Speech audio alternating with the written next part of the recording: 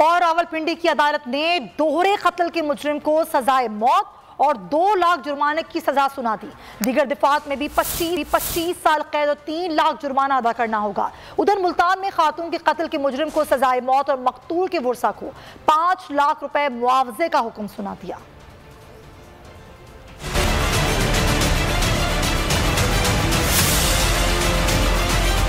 बुरा काम बुरा अंजाम, कत्ल के 2 मुजरिमों का अंजाम तय पाया। अदालतों ने सजाए मौत सुना दी। रावलपिंडी की अदालत ने मशहूर दोहरे कत्ल केस का फैसला सुना दिया। जुर्म साबित होने पर मुजरिम वाजिद अली को 2 मरतबा सजाए मौत, 2 लाख रुपए जुर्माने का हुक्म। मुजरिम को दीगर दफात में भी 25 साल कैद और 3 लाख जुर्माने की सजा दी गई। अदम अदायगी जुर्माना पर मुजरिम को 6 माह मजीद कैद भुगतना पड़ेगी। सफाक मुजरिम ने खातून नसीम और उसके बेटे गुलफाम को तेज धार आले से कत्ल किया था। इधर मुल्तान की सेशन अदालत ने खातून के कत्ल के मुजरिम को मौत की सजा का हुक्म जारी कर दिया। मोहम्मद तारिक पर सितलमाड़ी में 6 माह कबल खातून आसिया बीबी के कत्ल का जुर्म साबित हो गया था। मुजरिम तारिक मकतूल के वर्सा को 5 लाख रुपए मुआवजे के तौर पर भी अदा करेगा। ओबाश तारिक ने आसिया बीबी को तंग किया, जिस पर खातून ने इसकी बेइज्जती कर दी, जिसका बदला लेने के लिए उसने खातून को मौत के घाट उतार दिया।